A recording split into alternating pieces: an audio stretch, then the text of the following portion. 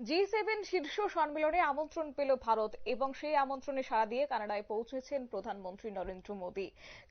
Calgary বিমানবন্দরে নরেন্দ্র মোদীকে উষ্ণ সংবর্ধনা জ্ঞাপন করা হয়। মোদীর সফরে ভারত কানাডা সম্পর্ক কিন্তু আরো দৃঢ় হওয়ার একটা সম্ভাবনা রয়েছে।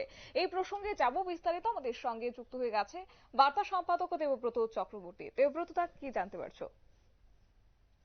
দেখো, বর্তমানে গোটা বিশ্বে ভারত কিন্তু একটা আলাদা জায়গা করে নিয়েছে। বিশ্বগুরু হিসেবে নিজেদের ইতিমধ্যে কিন্তু ভারত মাথা তুলে দাঁড়িয়েছে। এই অবস্থায় তোমার কানাডায় হতে চলেছে শীর্ষ সম্মেলন।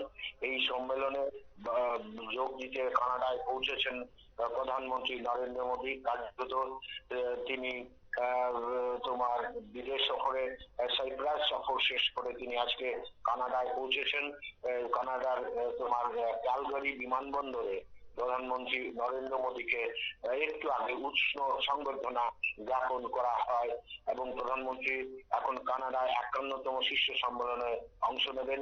এই শীর্ষ সম্মেলনে জলবায়ু পরিবর্তন, বৈশ্বিক অর্থনীতি, প্রযুক্তিগত সহযোগিতা ও আন্তর্জাতিক নিরাপত্তার মতো গুরুত্বপূর্ণ বিষয়গুলি নিয়ে আলোচনা হওয়ার সম্ভাবনা রয়েছে। প্রধানমন্ত্রীর এই সফর কার্যত ভারত কানাডা সম্পর্ক আরো দৃঢ় করার একটা সম্ভাবনা রয়েছে। অন্তত গুরুত্বপূর্ণ বলে মনে করা হচ্ছে প্রধানমন্ত্রী মোদীর এই কানাডা সফর। আসলে ভারত যেভাবে এগিয়ে চলেছে গোটা বিশ্বে, একটা তোমার একটা দুর্দান্ত একটা সহাবস্থানে কিন্তু ভারতের এই অবস্থানটা রয়েছে।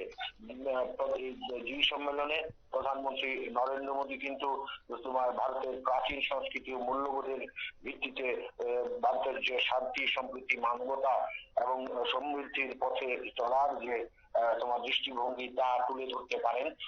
এবং সম্প্রতি অপারেশন সিঁদুর সফলভাবে যে সম্পন্ন করেছে ভারত, সে বিষয়টিও কিন্তু মোদীর বক্তব্যে স্থান পেতে পারে বলে যারা বিশেষজ্ঞরা রয়েছেন তারা কিন্তু মনে করছেন। বিপদের সময় কেবল নিজের দেশের নাগরিকদের নয়, অন্য দেশের মানুষের জীবন রক্ষায় যে ভারত নিরলস কাজ করে, সেই ব্যাপারটাও কিন্তু প্রধানমন্ত্রী মোদীর বক্তব্যে উঠে আসতে পারে।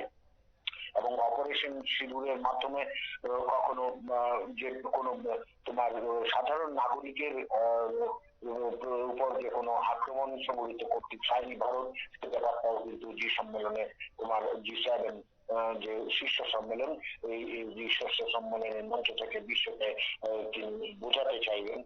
আসলে একটা তোমার এই যুদ্ধ এবং সন্ত্রাসের পথে নয়, গোটা বিশ্বেই বিশেষ করে তোমার একটা বিশ্বে একটা অশান্তি, একটা যুদ্ধের পরিবেশ। এই পরিবেশে অবশ্যই প্রধানমন্ত্রী নরেন্দ্র মোদী সন্ত্রাসের পথে নয়, বরং শান্তি এবং আলোচনার মাধ্যমে মহামিলনের পথেই এগিয়ে যাওয়ার আহ্বান জানাবেন বলে এটা কিন্তু মনে করা হচ্ছে।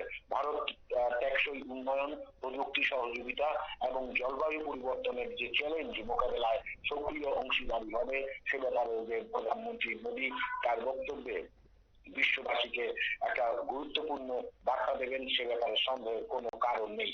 এবং ভারত যে বসুধৈব কুটুম্বকম, অর্থাৎ গোটা বিশ্ব এক পরিবার, এই পরিবারের প্রতিটি সদস্যের নিরাপত্তা, সমৃদ্ধি এবং মর্যাদা রক্ষাই যে ভারতের লক্ষ্য, সেই বিষয়টিও কিন্তু প্রধানমন্ত্রী মোদীর ভাষণে স্থান পেতে পারে। সার্বিক ভাবে বলতে গেলে বলতে হয়, এই প্রধানমন্ত্রী নরেন্দ্র মোদীর এই কানাডা সফর এবং যে শীর্ষ সম্মেলনে যোগদানের বিষয়টি কিন্তু একটা বিশেষ তাৎপর্যপূর্ণ।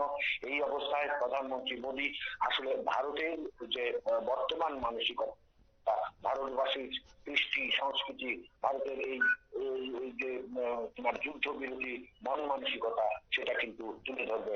এবং ভারত যে তোমার মেড ইন ইন্ডিয়া, তোমার দেশের মধ্যেই প্রয়োজনে অস্ত্রশস্ত্র, সামরিক অস্ত্রশস্ত্র প্রস্তুতেও তৈরি এবং সমর্থ, সেই বার্তাটাও কিন্তু নরেন্দ্র মোদী নিজের ভাষণে দেবেন, সে ব্যাপারে সন্দেহের কোনো কারণ নেই। আসলে ভারত এখন গোটা বিশ্বের মধ্যে একটা গুরুত্বপূর্ণ শক্তিধর দেশ এবং ভারতকে কিন্তু অন্যান্য দেশ যথেষ্ট সঙ্গী করে চলছে। এবং এই কানাডার বিমানবন্দরে যেভাবে প্রধানমন্ত্রী নরেন্দ্র মোদীকে উষ্ণ সম্বর্ধনা জানানো হলো, তা কিন্তু যথেষ্ট তাৎপর্যবাহী এবং এটা অবশ্যই ভারতের ক্ষেত্রে একটা ইতিবাচক দিক বলে রয়েছেন তারা মনে করছেন শতাব্দী। একেবারে ধন্যবাদ। অর্থাৎ মোদীর আজকের এই সফর অত্যন্ত তাৎপর্যপূর্ণ। G7 সম্মেলনে যোগ দিতে ইতিমধ্যেই কানাডায় পৌঁছে গেছেন এবং সেখানে কার্যত প্রধানমন্ত্রীকে উষ্ণ সংবর্ধনা জানানো হয়েছে এবং এই সম্মেলনে বিশ্বের শীর্ষ নেতাদের সঙ্গে বিশেষ গুরুত্বপূর্ণ বিষয়গুলি নিয়ে আলোচনা করবেন তিনি। এছাড়াও এই সম্মেলনের সময় প্রধানমন্ত্রী মোদী একাধিক দেশের রাষ্ট্র নেতাদের সঙ্গে দ্বিপাক্ষিক বৈঠকে মিলিত হবেন এবং জলবায়ু পরিবর্তন, পাশাপাশি অর্থনৈতিক এবং উন্নয়ন, পাশাপাশি বৈশ্বিক নিরাপত্তার বিষয় নিয়েও একটি দৃষ্টিভঙ্গি তুলে ধরবেন বলে জানা গেছে। নিয়ে নিচ্ছি ছোট্ট একটি বিজ্ঞাপন বিরতির সঙ্গে থাকুন।